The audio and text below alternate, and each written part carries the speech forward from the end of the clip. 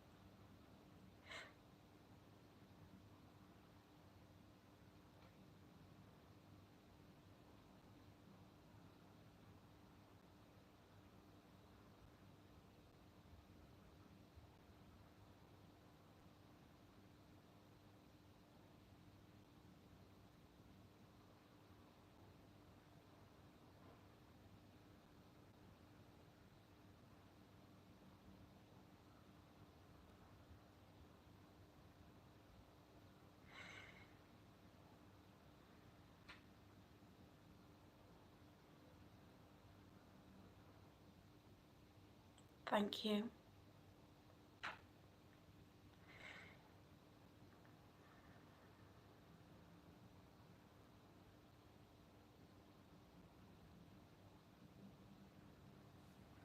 Okay, let's dive straight into the questions then. They seem on outward appearance to be quite different, but in actual fact they relate to the same spiritual principle. So I'll read the first question that was sent to me, and that is, does Joel Goldsmith say anything about alcohol? I like a glass of wine, but I'm aware drinking isn't supportive of the spiritual process. And the second question that was sent in to me was, are we allowed to take tablets and supplements in the Infinite Way? Well, in answer to both of these, they both relate to the spiritual principle of one power. And I recorded a video recently, which I posted on my YouTube channel, and I'll put the link in the description, where I discussed the omnipotence of consciousness at great length. But just to review now, all that I'm ever experiencing is my own consciousness, my own self. That is the entirety and totality of my own experience. It's the only power that I will ever experience. So everything that the senses present to me, everything I hear, taste, touch, smell, the substance, the essence of that is my own consciousness. My consciousness appears as an infinity, a multitude of forms, but nevertheless, there aren't things, forms, separate and apart from myself. There's only me, there's only myself. And those forms are thoughts, they're mental images. So in and of themselves, the forms don't actually have any power. They only appear to have power because of our beliefs about them.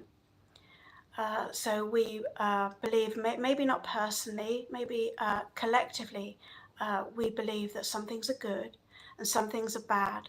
So we react to thoughts and appearances, and that appears to create discord or harmony in our experience. But as I said, in reality, forms have absolutely no power. The only power in my experience is my consciousness. My consciousness sustains me and maintains me. My consciousness is the substance of all form. And Joel actually wrote a book entitled that, God, the substance of all form. So to elaborate on this, the theme of the question of alcohol, Joel gives a beautiful example in The Thunder of Silence, his book, The Thunder of Silence, which is why I called this live, The Thunder of Silence. And in it, he describes a lady who came to him because she believed her husband was an alcoholic. And I'm going to read that illustration to you now. It's a couple of pages, but all of it's so relevant in answer to this question that I will read all of it. So let me guess it. This is an old version of The Thunder of Silence by Joel Goldsmith. And I'm reading from page 83.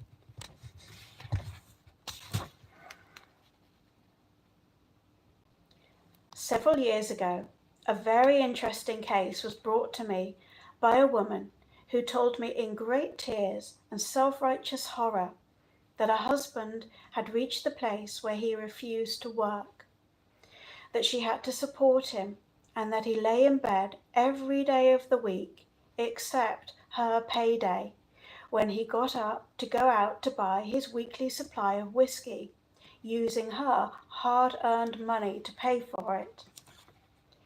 The entire situation was just a little bit too much for her to take any longer.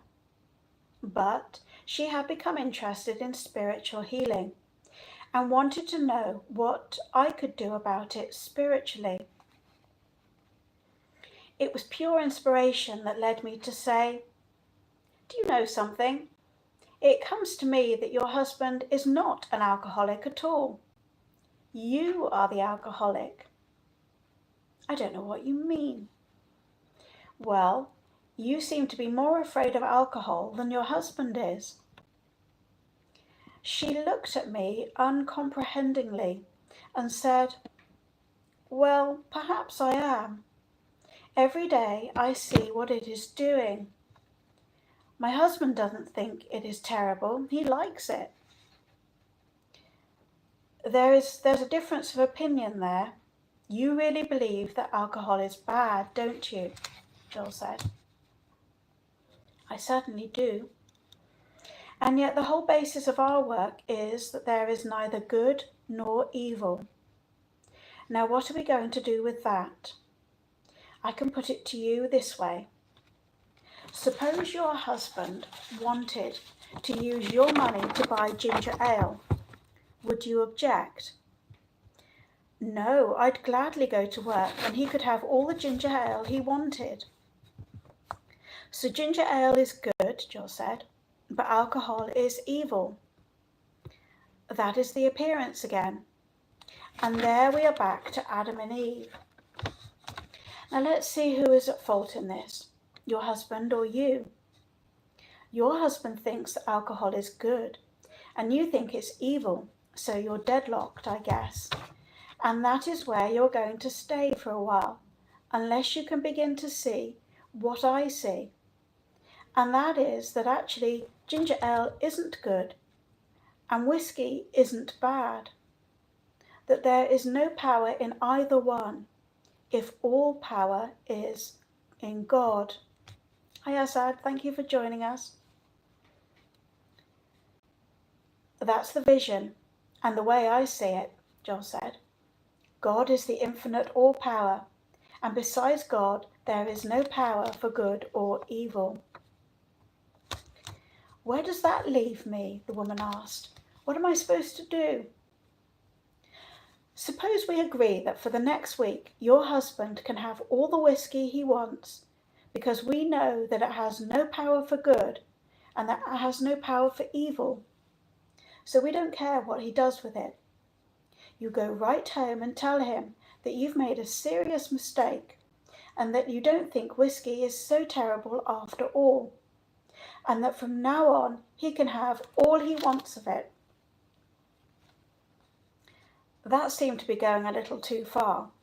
She was shocked. So she went outside and sat in my outer office for a while. But finally she decided that since nothing else had been effective, she would try this as an experiment. And she said to me when she came back into the office, just say hello to those who are joining us in consciousness. She said when she came back into the office, well, I'm not getting anywhere this way. I can't do worse than that way, so I'm going to do it. But it's a pretty hard thing to ask me to do. Try it and see, Joel said. She went home waiting for the proper moment, and when her husband wanted whiskey, she said, oh yes, sure, here it is. He looked at her in surprise, but made no comment until a few days later when he came to her complaining. You know, there is no use drinking this stuff. They're making that wartime whiskey again, and it has no punch, no effect. There's no power to the stuff. And that's how he was ultimately freed. He couldn't drink it anymore because it no longer gave him the satisfaction he had heretofore received from it.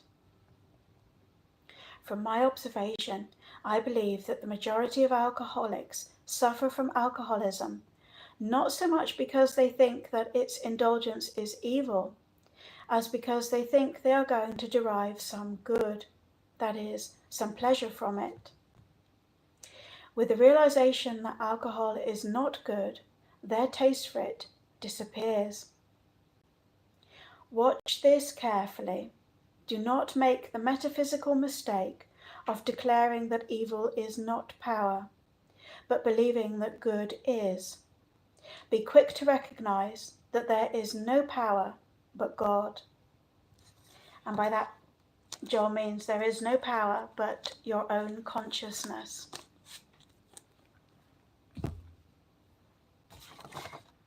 So, a useful, helpful example. I'm sure you'll agree.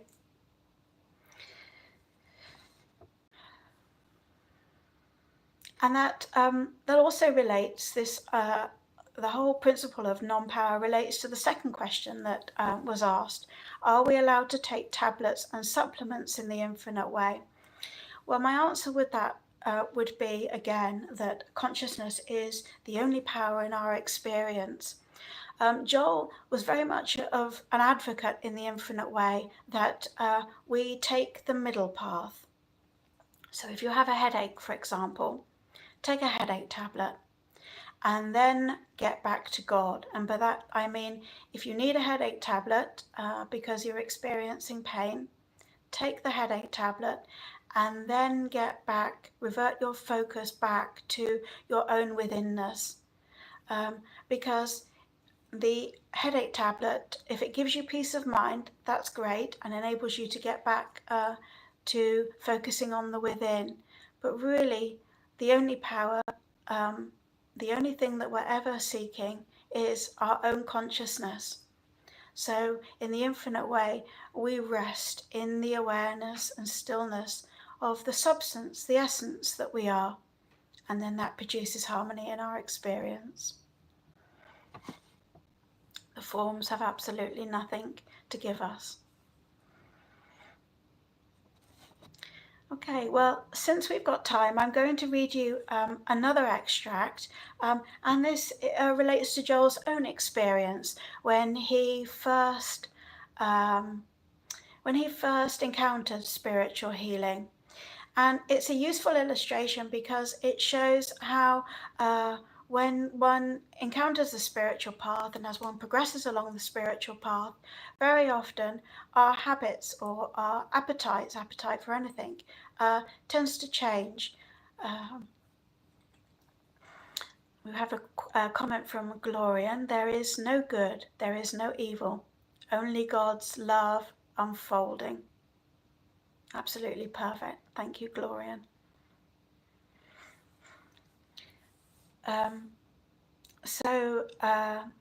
Yeah, I'll read out this example. It's only very short, and it's Joel's own experience, written by it's Joel's words, but in a book written by Lorraine Sinclair.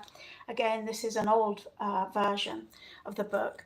And it was a book that Lorraine Sinclair, who was the original editor of Joel's work, she wrote this after Joel passed. And the book's called The Spiritual Journey of Joel S. Goldsmith, Modern Mystic. And I'm reading from page 16. And these are Joel's words, describing when he first encountered spiritual healing as a young man. I was taken sick in the city of Detroit, went to a building that was filled with Christian Science practitioners, and found the name of a practitioner on the board. Went up to this man's office and asked him to help me. He told me that it was Saturday and that he didn't take patients on a Saturday. That day he always spent in meditation and prayer. To this I said, of course you wouldn't turn me out looking the way I do. Joel had a very bad cold. And I really was looking bad. No, come on in, the man said. And I went in and he permitted me to stay there 2 hours with him. He talked to me of the Bible. He talked to me of truth.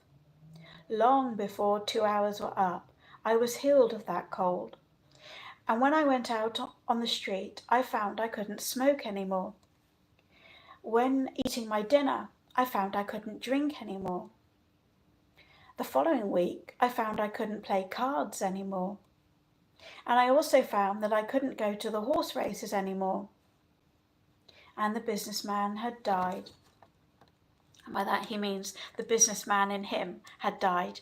He was on a new path, a new vocation.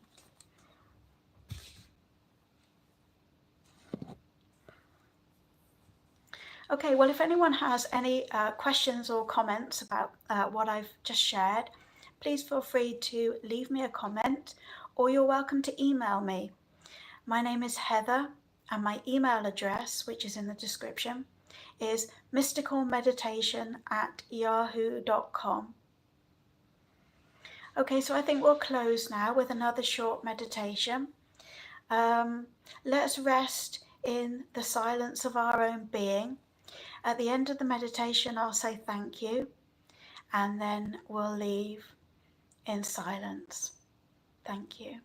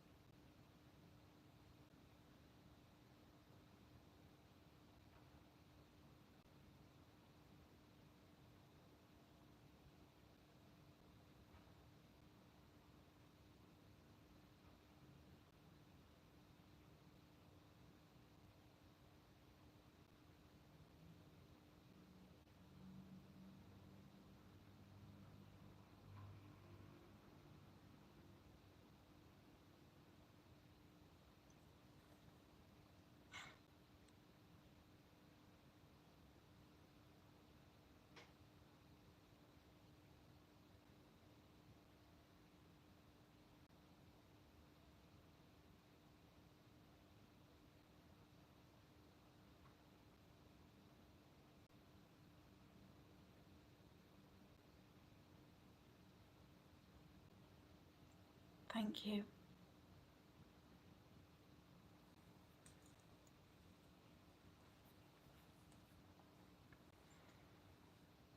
Thank you so much.